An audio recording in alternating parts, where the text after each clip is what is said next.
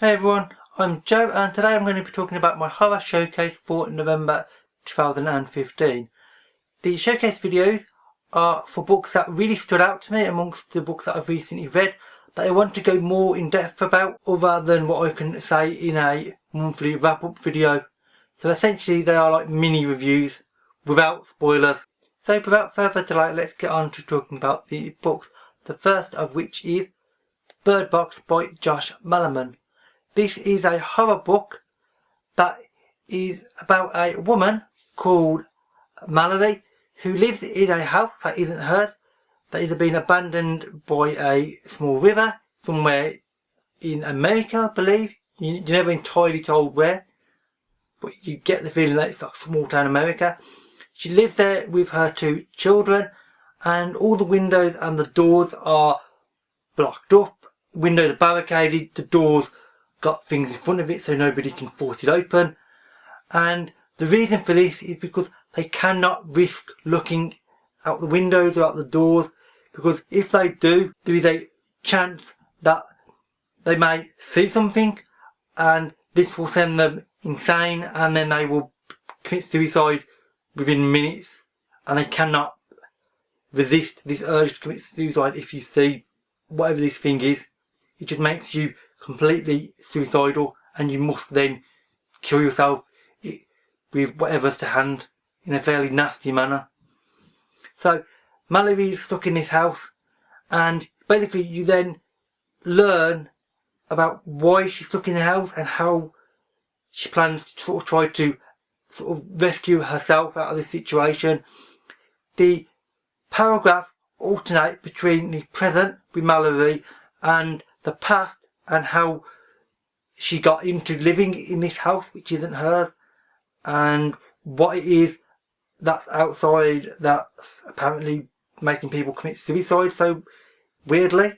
The idea sounds weird in some ways, but actually it's one that works extremely well, and frankly it's a brilliant book. The level of tension throughout this book is almost palpable. You can practically taste it and feel it in the air whilst you're reading it. It's a really uneasy sense of just creepiness throughout the book because the characters cannot look outside and their level of sheer terror, but even the thought of risking a 1 second glance out the door, out a window or anything is incredibly severe, and it makes for some simply amazing reading. The premise is relatively simple in some ways, but frankly it works extremely well. The writing is really effective and really gets all the emotions that Malerman wants to get across really well. It's equally impressive the fact that the guy is actually not an author by trade. He's actually a lead singer of a band, and this is actually his first ever book.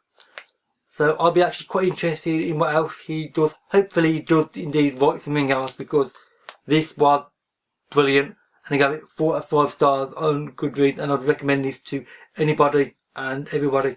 The other book I'm going to be talking about is Christine by Stephen King. This is the horror edition, in case you're curious. This is a book about a young guy called Arnie and his friend Dennis, who are driving along the road one day in Dennis's car, and Arnie happens to notice this old abandoned car by the side of a house. He forces him to stop and gets out, goes to have a look at the car. The guy who lives there, called LeBay, is actually selling the car, so he pays a fairly hefty price, in possibly more ways than one, to get hold of this car, which he then starts to do up and make all really nice and look just frankly amazing again. The car in question is a 1958 Plymouth Fury, hence the cover, and he gets a bit overly involved and a bit overly attached to the car, which is indeed called Christie, which is what LeBay called it, not him. And the way he thinks about this car starts to become disturbing. Basically he becomes obsessed with this car, and events start spiraling out of control, and then by the end of the book they've really gone into pretty mad areas, frankly.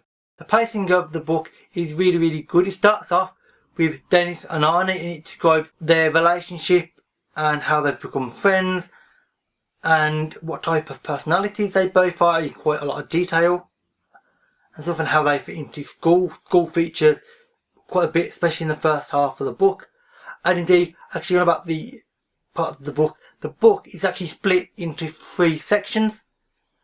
And let's just say the first part is building up the characters of Dennis and Arnie, and a little bit into LeBay and then the car Christine. The second starts building up his obsession with the car, and the third is madness. That's all I'm going to say about it.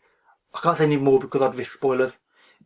That's just expanded upon what it says on the back of the book, by the way, so there really is no spoilers in what I've just said. The thing that I thought was really impressive is at many points I thought I could start predicting where characters would start to head, how they would start to think of things, and some of them you can, but only some. Most of the time it went in ways I really didn't predict, and I really like this because this unpredictability made for a frankly brilliant book, and some really weird and really intensely psychological moments where you're not sure where characters are going to go until they suddenly go there, and then you're like, oh, and then it's like, how did they manage to get to that point? Which frankly means that Stephen King, as some people know, does have a really phenomenal ability to write up images in your mind and keep up tension and emotion running really high. Overall, this is actually now officially my favourite Stephen King book ever. I gave it 5 out of 5 stars on Goodreads, and I loved this book. It was brilliant in every way.